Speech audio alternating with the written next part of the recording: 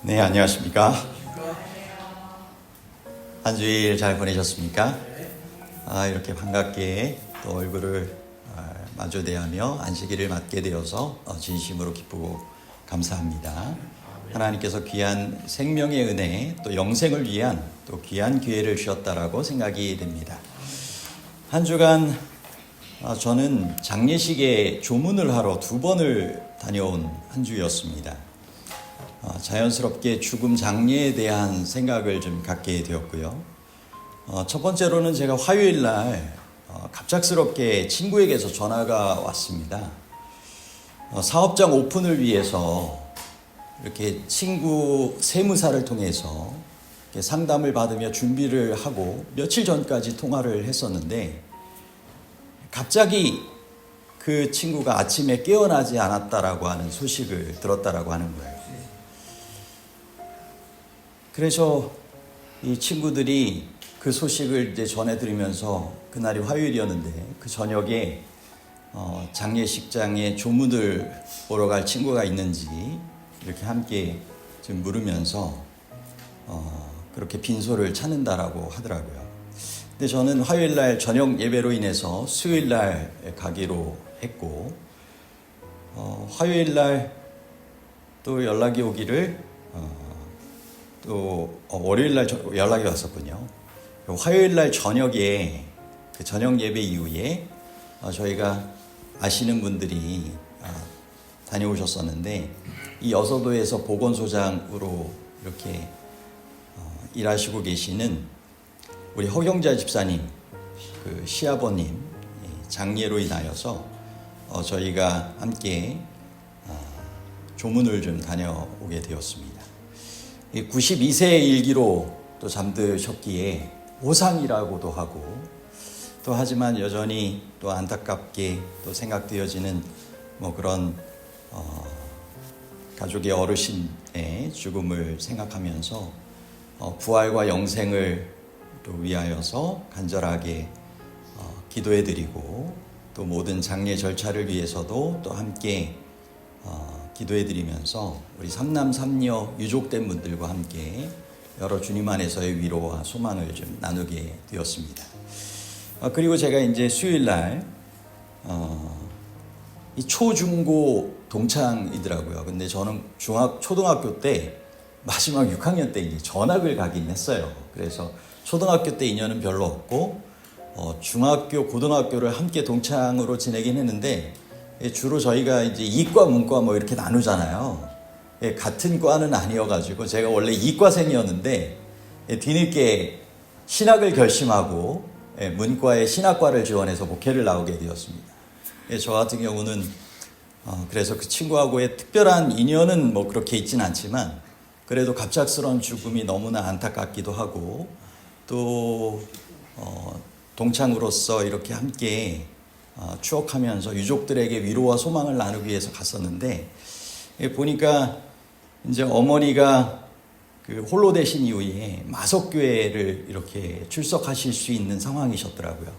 그래서 주변에 신앙하는 선배의 권유를 통해서 어머니를 모시고 마석교회를 이렇게 출석하게 되는 것이 최근에 신앙생활을 하게 된 그런 배경이 있고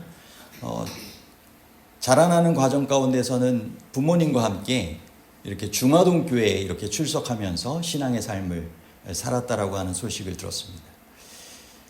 그런데 그 친구가 보니까 아버님도 세무사셨고 큰아들 또 이제 저희 친구가 둘째 아들이었는데 둘 다 세무사였습니다.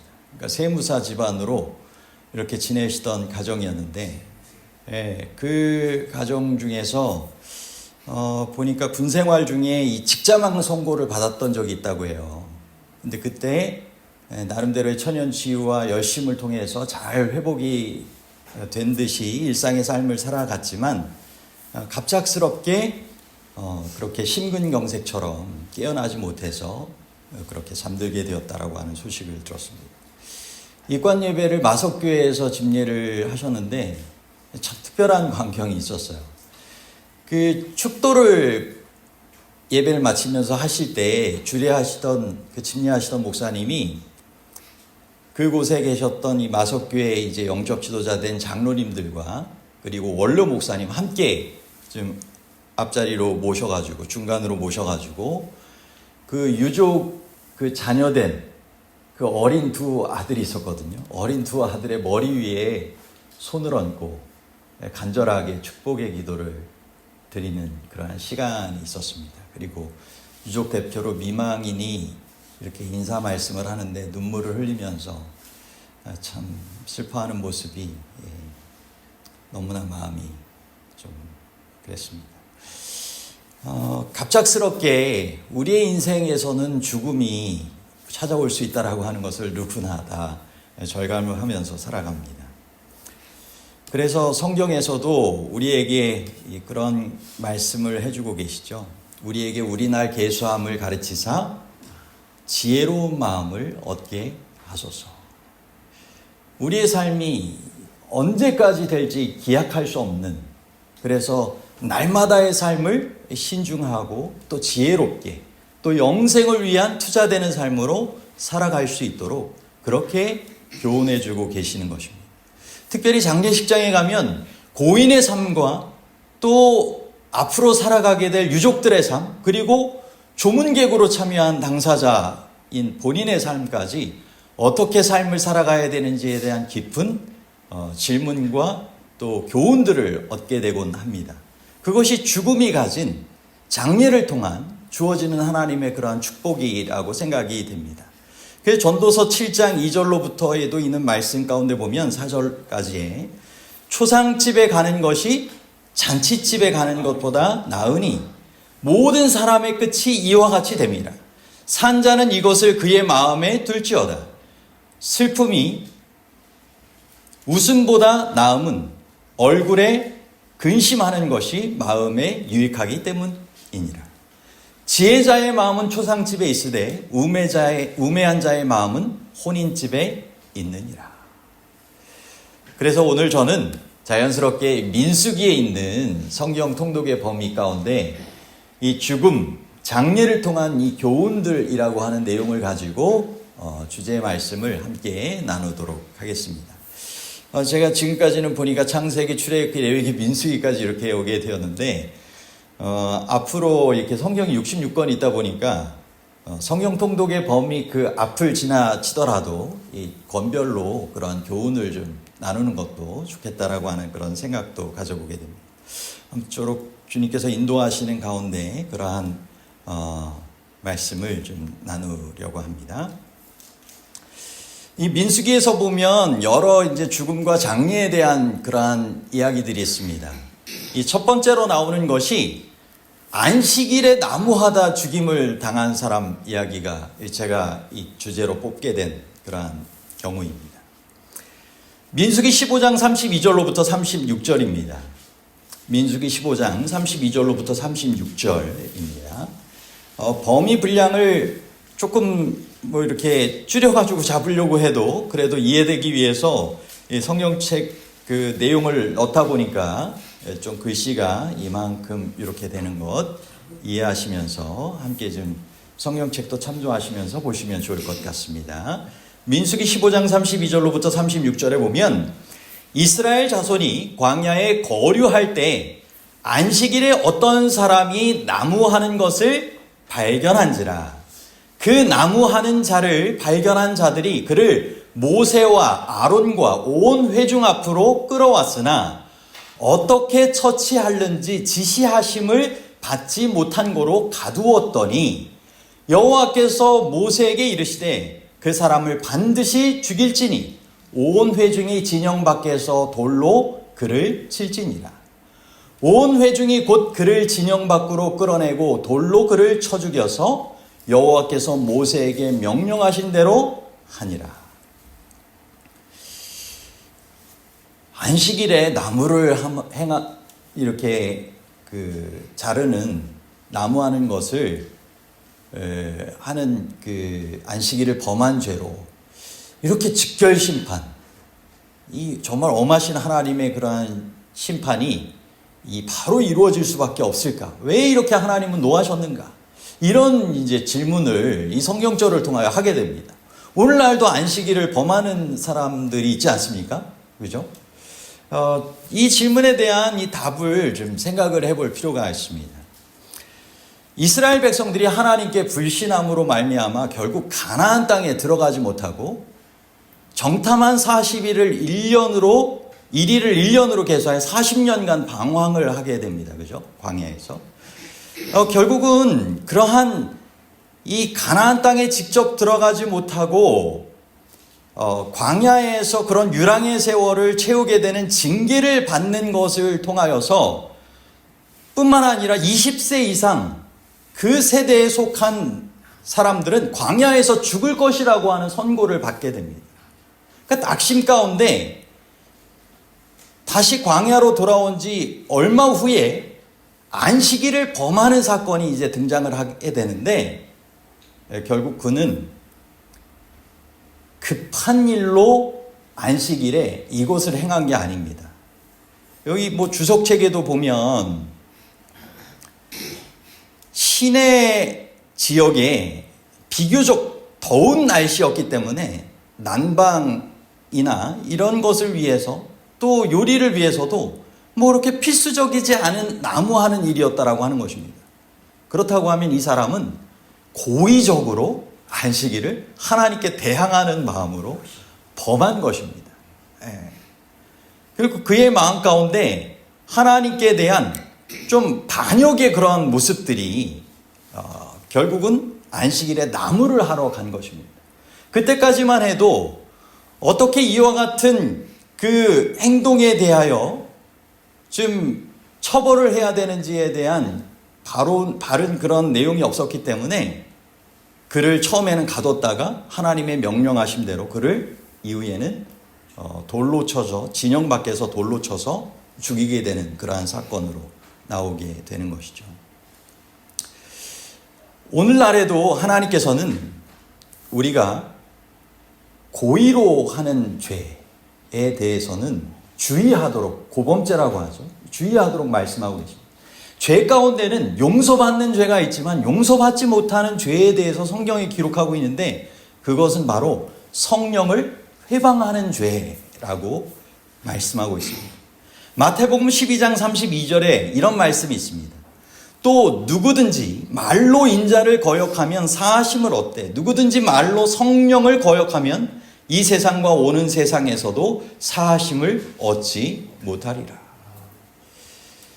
성령의 역사하심을 따라 계속적인 그러한 하나님의 뜻이 주어짐에도 불구하고 그것을 고의로 계속 범할 때 결국 그와 같은 이 죄의 결과들은 본인이 얻게 된다라고 하는 것을 말씀을 하고 있는 것이죠.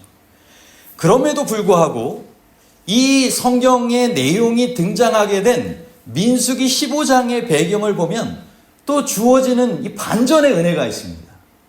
그것이 무엇이냐면 민수기 15장에 있는 말씀을 보면 소제와 전제의 규례, 첫 곡식 가루의 거제, 민족과 개인의 속죄의 규례의 내용들이 나옵니다.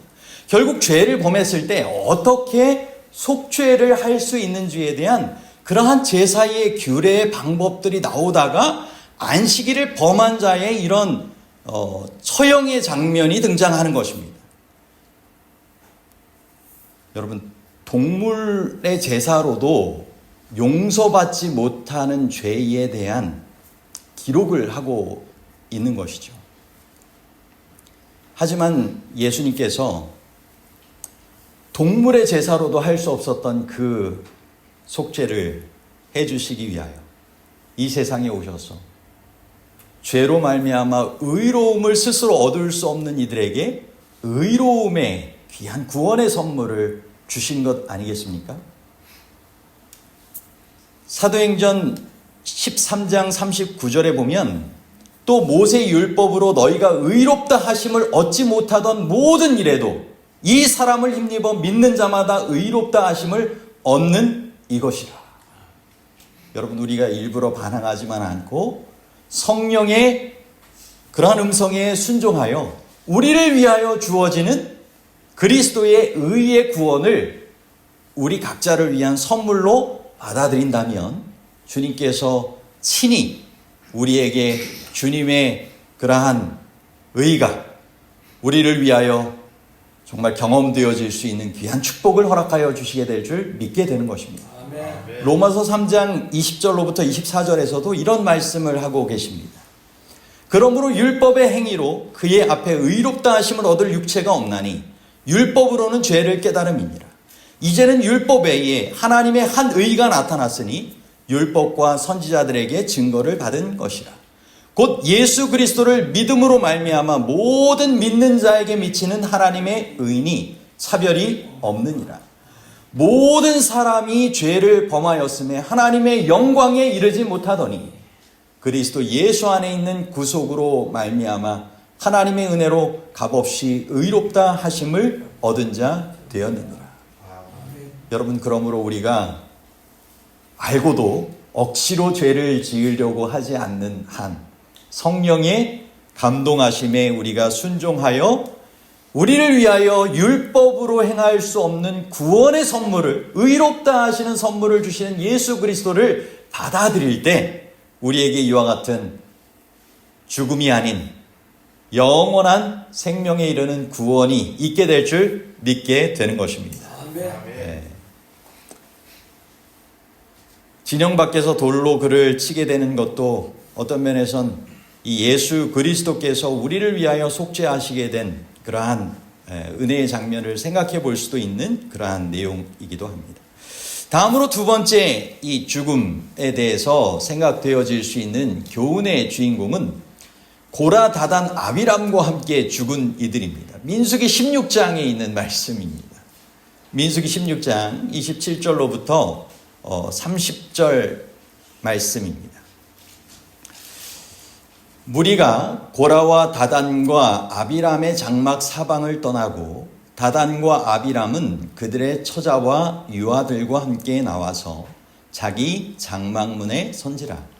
모세가 이르되 여호와께서 나를 보내사 이 모든 일을 행하게 하신 것이요 나의 임의로 함이 아닌 줄을 이 일로 말미암아 알리라.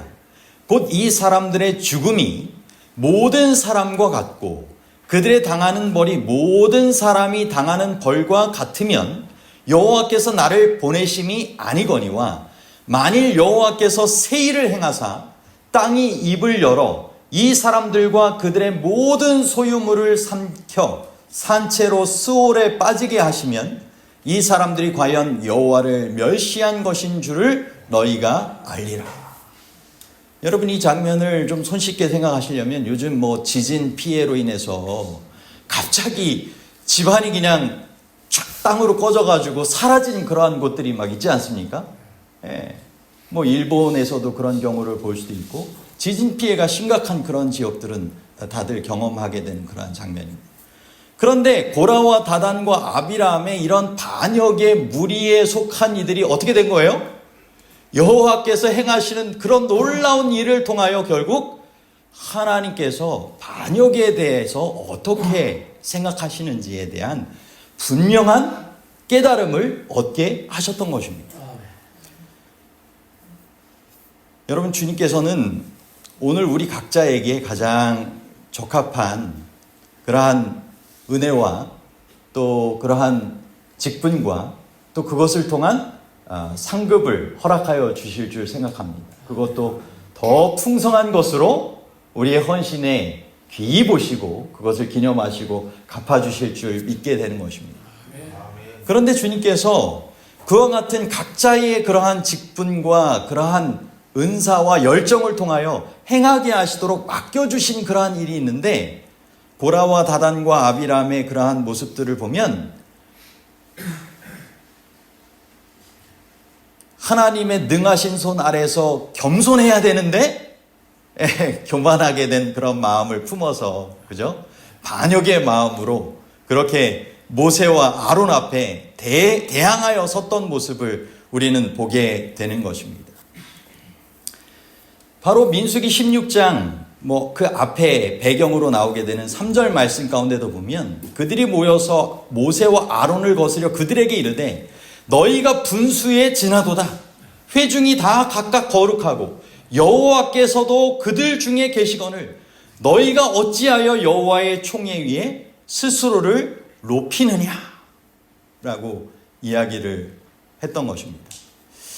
여러분, 이 장면을 통하여서 우리는 현재 우리에게 주어진 직분에 정말 감사하고 우리를 충성되게 여기셔서 우리에게 직분을 맡겨주신 그분의 은혜에 감사함으로 우리가 받은 구원과 은혜를 생각하면 그 구원의 은혜의 일에 함께 공로를 누려야 하는 이들에게 주님께서 맡겨주시는 그러한 도구로서, 통로로서 쓰임받는 그러한 역할을 즐겨 감당해야 되지 않겠습니까? 우리가 구원받은 것은 봉사하도록 먼저 구원받은 하나님의 뜻이 있는 것입니다. 여러분, 구원과 함께 뗄래야 뗄 수 없는 것이 봉사입니다. 구원받은 사람은 봉사하도록 부름받은 것입니다.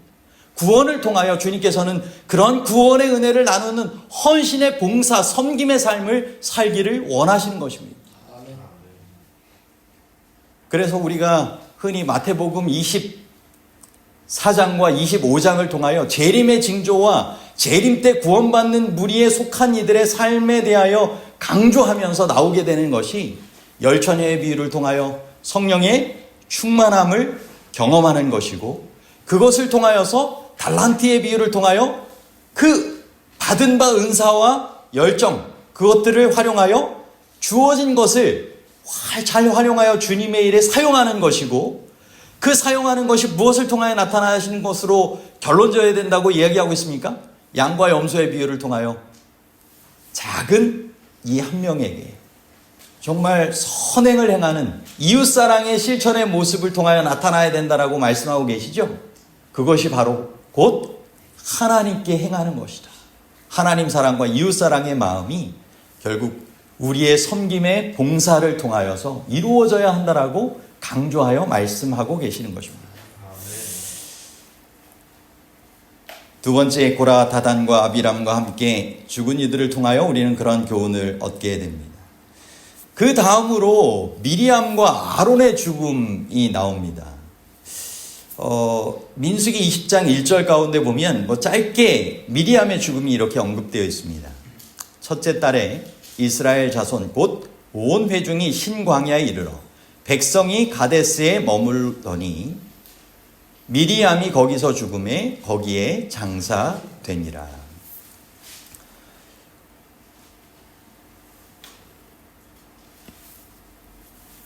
어떤 면에선 정말 출애굽의 역사 가운데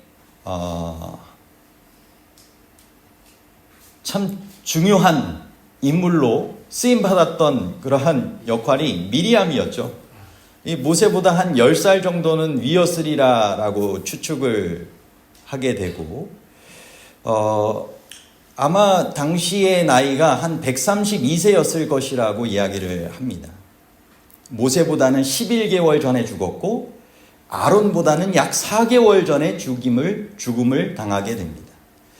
그런데 이렇게 그의 마지막이 간략하게 서술된 것도 아마 이런 정말 모세를 비방하기도 했었던 그러한 하나님의 징계를 받게 된 결과로도 우리는 생각을 해볼 수 있습니다.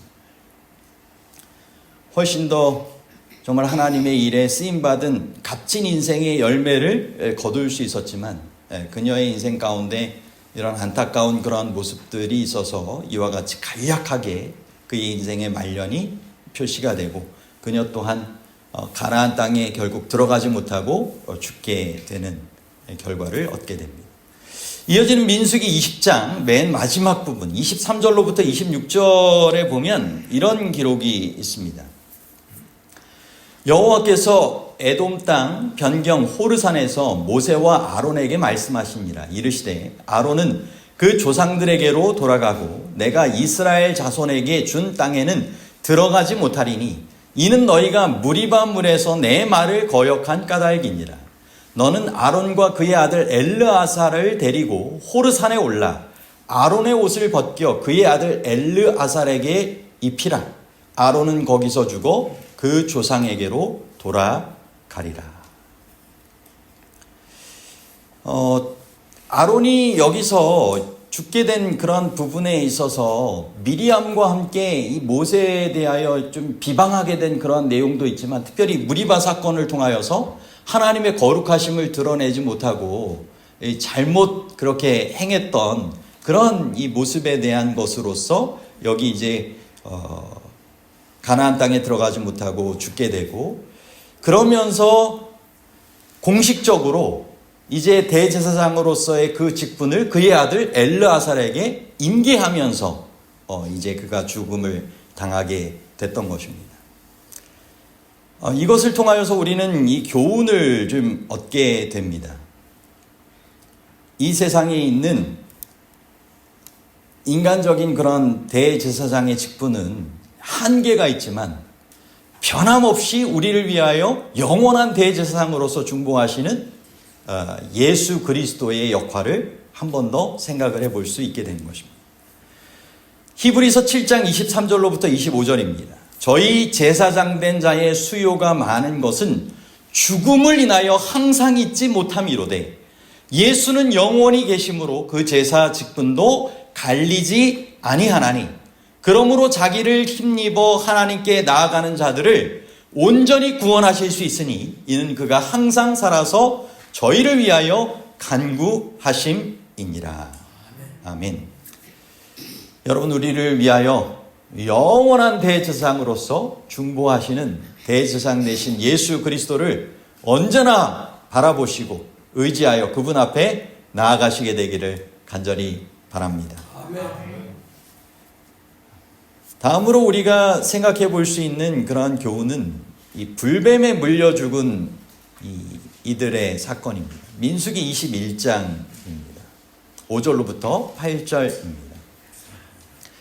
백성이 하나님과 모세를 향하여 원망하되 어찌하여 우리를 애굽에서 인도해내어 이 광야에서 죽게 하는가?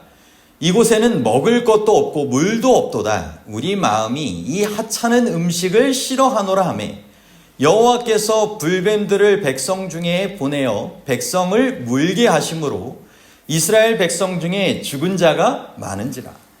백성이 모세에게 이르러 말하되 우리가 여호와와 당신을 향하여 원망함으로 범죄하였사오니 여호와께 기도하여 이 뱀들을 우리에게서 떠나게 하소서. 모세가 백성을 위하여 기도하매 여호와께서 모세에게 이르시되 불뱀을 만들어 장대 위에 매달아라. 물린 자마다 그것을 보면 살리라.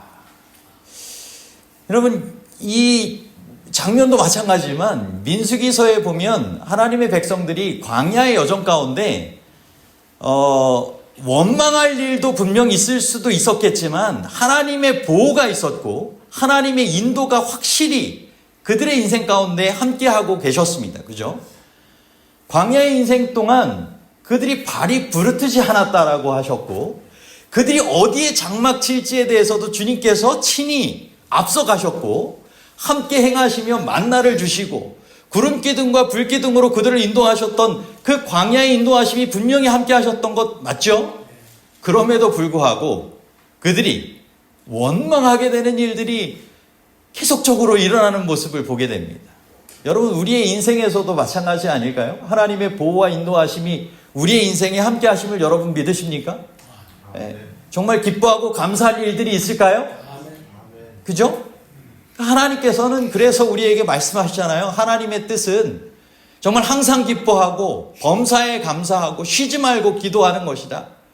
그만큼 하나님께서 함께 하시기도 하시고 우리의 고통 가운데서도 하나님께서 분명히 기뻐할 만한 이유를 허락하여 주시고 그러한 삶으로 변환시켜 주실 것을 약속하여 주시는 것입니다. 그럼에도 불구하고 오늘의 말씀을 다시 한번 생각을 해보면 이스라엘 백성들의 그러한 생각들이 참 불평하고 염려하고 정말 걱정하게 되는 그러한 모습으로 살아가고 있는 그러한 모습, 우리의 모습을 다시 한번 생각해 보게 됩니다. 여러분, 가족 간에 감사하며 잘 살아가고 계십니까? 가족에서 또 교회에서 또 이웃에서 어떻게 행하느냐의 삶이 하나님께 대한 태도로 분명하게 나타나게 될 것입니다. 여러분, 오늘 우리의 일상의 삶에 하나님께서 주시는 그러한 은혜와 또 인도하심이 가까이의 이들을 통하여서 또 우리 삶에 벌어지는 매 순간순간의 일들을 통하여서 우리에게 주어지고 있는 것입니다. 그것에 감사하시며 늘 기쁨으로 또 주님 안에서 생애하시게 되기를 간절히 소망합니다. 특별히 이 사건을 통하여서 그들이 원망하고 했을 때 이 불뱀에 물려서 그렇게 죽임을 당하게 될 때 불뱀을 만들어 장대 위에 매달아 물린 자마다 그것을 보면 살리라라고 하는 그 방법이 참 특별한 것을 우리는 생각을 해보게 되죠. 이처럼 우리는 이 노뱀, 불뱀 사건을 통하여서 하나님께서 원하시는 뜻이 무엇인지를 좀 생각을 해보게 됩니다. 자신의 허물을 다시 한번 똑똑히 좀 바라보는 것이 필요하였고, 그리고 하나님의 약속을 믿고 절대적으로 순종할 때 하나님의 은혜와 구원을 힘입을 수 있다라고 하는 것을 가르치고자 하셨던 것이고, 죄와 사망에서 해방되어 정말 구원과 영생을 얻는 방법은 오직 십자가에 달려 돌아가시게 될 예수 그리스도밖에 없다는 것을 우리에게 교훈적으로 말씀하여 주시는 것입니다. 여러분, 죄인이 십자가 곁에 믿음으로 무릎을 꿇을 때 그는 인간이 도달할 수 있는 최고의 장소에 도달한 것이다 라고 하는 사도행적 210쪽의 말씀이 있습니다. 여러분, 우리가 예수님의 십자가 곁에 자주 나아가시게 되길 바랍니다. 십자가를 바라보시게 되길 바랍니다. 그분의 십자가는 2000년이 지난 오늘날까지 우리의 모든 죄를 구원하기에 넉넉한 은혜가 있는 줄 믿게 되는 것입니다. 그리고 그 십자가의 그 사랑으로 변함없이 그 핏값을 가지고 오늘도 우리를 위하여 중보하고 계시는, 탄원하시는 예수 그리스도께서 살아계셔서 우리를 정말 구원하여 주기를 원하시고 계시다라고 하는 사실을 꼭 기억하시고 십자가를 바라보시고 하늘 지성소에서 우리를 위하여 중보하시는 예수 그리스도를 바라보시며 살아가시게 되기를 간절히 소망합니다. 다음으로 5번째는 모압 여자들과의 음행으로 죽은 이들입니다. 민수기 25장 5절로부터 9절 말씀입니다. 모세가 이스라엘 재판관들에게 이르되 너희는 각각 바알 부올에게 가담한 사람들을 죽이라 하니라. 이스라엘 자손의 온 회중이 회막문에서 울 때에 이스라엘 자손 한 사람이 모세와 온 회중의 눈앞에 미디안의 한 여인을 데리고 그의 형제에게로 온지라. 제사장 아론의 손자 엘르아살의 아들 비느아스가 보고 회중 가운데에서 일어나 손에 창을 들고 그 이스라엘 남자를 따라 그의 막사에 들어가 이스라엘 남자와 그 여인의 배를 꿰뚫어서 2 사람을 죽이니 연병이 이스라엘 자손에게서 그쳤더라. 그 연병으로 죽은 자가 24,000명이었더라. 여러분, 이 민수기 25장 사건이 있기 전에 민수기 23장, 24장은 모압왕 발락이 하나님의 선지자된 이 발람을 통하여서 하나님의 백성들이 하나님의 역사 가운데 함께 하심을 보고는 어떻게 해서든지 저주하기를 원하여서 좀 그의 제물로 초청하면서 꼬임을 하게 되는 그러한 장면이죠. 그런데 하나님께서는 여전히 정말 하나님의 백성들에게 은혜의 정말 언약 가운데 구원받게 되는 그러한 무리가 되기를 원하셔서 하나님의 축복이 결코 정말 돌이킬 수 없는 그와 같은 정말 언약된 백성이라고 하는 사실을 다시 한번 좀 확증시켜 주시잖아요. 아무리 재물에 눈이 모드는 선지자라 할지라도 하나님이 축복하신 자를 저주할 수가 없다라고 결론 내는 거 아니겠습니까? 그런데 그런 하나님의 백성이 가나안 땅에 들어가기 위한 그 변경에서 결국은 죽임당하게 된 사건이 나오는데 그것이 이방 모압 여인들과의 음행의 우상숭배의 사건을 통하여서 안타까운 결과가 일어나게 되었던 것입니다. 사단은 지금도 하늘 변방에, 하늘 가나안 땅 변방에 정말 가까이에 이른 하나님의 백성들을 어떻게 해서든지 공격하여 구원받지 못하게 하기 위하여 노력하고 있을까요? 우리의 연약함과 우리의 모든 그런 삶의 모습들을 다 지켜보고 있을 것입니다. 그러므로 순간순간마다 하나님의 백성으로서 우리의 삶이 우상숭배의 정신이 아니라 하나님만을 온전히 믿고 섬기는 온전한 순종의 삶을 살아가기 위하여 주님을 바라보시며 늘 그와 같은 신실한 삶을 살아가시게 되기를 간절히 바랍니다. 사도행적 317쪽에 보면 우상숭배는 신상을 숭배하는 것만이 아니요 자신을 섬기는 것, 안일에 대한 사랑, 식욕과 정욕의 만족을 다 의미한다. 다만 그리스도께 대한 신앙을 고백하고 진리에 대한 지식을 자랑하는 것이 사람을 그리스도인이 되게 하는 것은 아니다.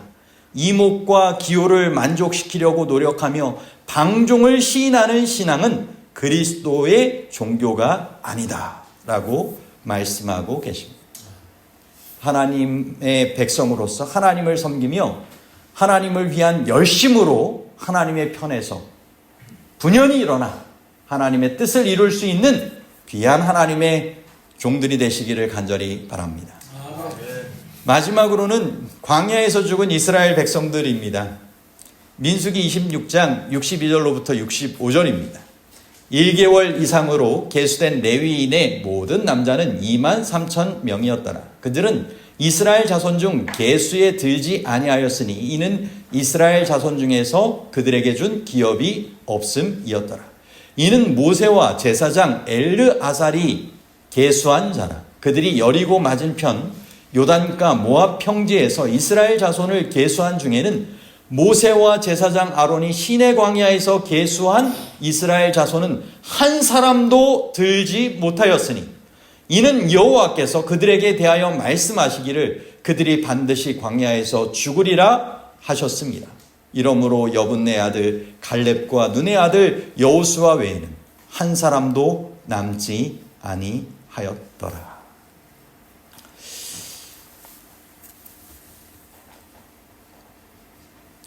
여러분, 우리를 향한 하나님의 뜻이 정말 우리의 이름이 하늘 생명책에 그 이름이 기록되어 흐려지지 아니하고 하늘 가나안에 들어가게 되는 무리 가운데 속하게 되는 모든 사람이 되기를 원하시는 줄 믿게 되는 것입니다. 그럼에도 불구하고 여기 인구조사를 통하여서 안타까운 것은 출애굽의 40년의 우여곡절을 겪고서 정말 가나안 땅에 들어가게 되는 그런 명단이 나오게 되는데 여호수아와 그런 갈렙 그리고 모세와 그런 정말 여기 엘르아살, 모세는 육신의 몸으로는 들어가지 못하게 되었죠. 결국 광야의 이전 세대 가운데 시내 광야에서 계수된 자들은 한 사람도 들지 못했다라고 하는 것을 통하여 믿음의 행동이 얼만큼 중요한지를 생각을 하게 되는 것입니다. 하나님께서 분명히 그 적경 가운데서 정탐꾼의 그러한 분명한 하나님의 역사하심에 대한 산 증거와 함께 그들에게 믿음의 기회가 있었음에도 불구하고 그들이 결국 믿음으로 순종하여 따르지 못하게 되었을 때 그들은 안타까운 이와 같은 최후를 맞이하게 되었고 결국 갈렙과 눈의 아들 여호수아는 어떻게 되었습니까? 결국 믿음으로 정탐의 결과를 했던 것처럼 변함없는 믿음의 순종의 삶을 통하여 들어가게 되었습니다. 오늘 우리가 주님의 부르심에 더욱 순종하신 올곧은 믿음으로 인내하시며 끝까지 충성되게 행하시는 오늘날 이 시대에 정말 갈렙과 여호수아 같은 분들이 되시기를 간절히 바랍니다. 오늘 죽음과 장례를 통한 이 교훈들에 대해서 살펴보았습니다. 우리의 인생에 정말 고난과 또 고통의 그러한 순간 가운데 주님께서 우리를 정말 위로하시고 또 이러한 일들을 통하여서 하나님께서 주시는 귀한 교훈을 우리가 생각을 해보게 됩니다. 그것은 불평과 불만의 삶이 아니라 감사와 정말 순종의 삶으로 주님께서 인도하시는 그 길을 끝까지 충성되이 걸어가는 것입니다. 그것이 일생을 통하여서 우리가 이루어야 할 일이고 하루의 삶을 통하여서도 이루어야 하는 삶인 줄 믿게 되는 것입니다. 왜냐하면 하루의 삶의 끝이 우리의 인생의 끝이 될 수도 있기 때문입니다. 그러므로 매일매일이 우리의 인생의 마지막 날인 것처럼 매일 밤 잠들며 정말 하나님의 뜻에 합당한 삶을 살았는지 돌아보고 하나님께 온전히 의탁하는 그러한 매일매일의 삶을 살아가시게 되기를 바라며 매일의 밤을 그와 같이 맞이하게 되시기를 바랍니다. 제가 친구의 죽음을 생각을 하면서 헤르만 헤세의 시집을 보게 되었어요. 슬퍼하지 마세요. 밤이 곧 옵니다. 라고 하는 이 시집 제목이 눈길을 끌었습니다. 그 중에 매일 저녁이라고 하는 이런 시가 있었습니다. 매일 저녁 그대는 하루를 돌아보아야 하리라.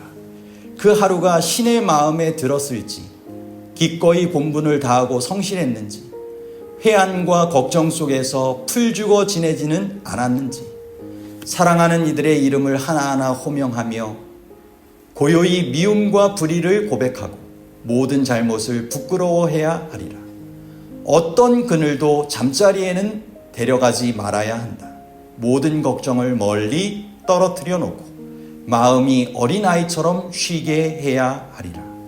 그런 뒤에는 정화된 마음으로 편안하게 가장 사랑하는 것들을 기억해야 하리라. 그대의 어머니 그리고 어린 시절을 보라. 이제 그대는 깨끗하게 씻겨 금빛 꿈 다정하게 손짓하는 셈에서 시원한 단잠에 샘물을 깊이 들이켤 준비가 되리라. 명료한 감각으로 승자와 영웅으로서 새로운 날을 시작할 준비가 되리라. 여기 내용 가운데 그대를 사랑하는 것들을 기억해야 하리라 하면서 그대의 어머니 그리고 어린 시절을 보라. 이제 그대는 깨끗하게 씻겨 그렇게 시원한 단잠에 들어가게 될 것을 얘기하고 있습니다. 여러분 어린 시절에 우리가 잠들 때 부모님이 잘 씻겨가지고 잠자리에 들게 하잖아요. 여러분 하나님의 생각이 어떤 생각이실까요? 인간 자녀들을 보시며 하나님의 보혈의 피로 하나님의 은혜로 잘 씻겨서 정말 영원한 그러한 생명에 함께 늘 참여하기를 소망하는 가운데 주님께서 우리를 쉬게 하시고 우리에게 다시 살아날 수 있는 생기를 허락하여 주시고 그러다가 주님 안에서 잠들게 되어지는 그런 죽음도 주님께서 은혜로 허락하셨다가 영원히 멈추지 않는 그러한 생명으로 우리를 깨워주시고 인도하여 주시는 삶이 우리 믿는 이들에게 약속되어 있는 것 아니겠습니까? 그러므로 이런 하나님을 생각하시며 늘 우리의 인생이 죽음을 준비하는 삶, 또 죽음 가운데서도 주님께서 분명히 원하시는 교훈이 무엇인지를 생각하시며 주어진 생명의 하루하루를 정말 값지고 귀하게 하나님의 뜻에 따라 하나님 안에서 삶을 살아가실 수 있는 우리 모든 귀한 분들이 되시다가 주님 예비하신 하늘 가나안에 꼭 함께 승리에 입성하시는 모든 분들 되시기를 간절히 소망하며 말씀을 마치도록 하겠습니다.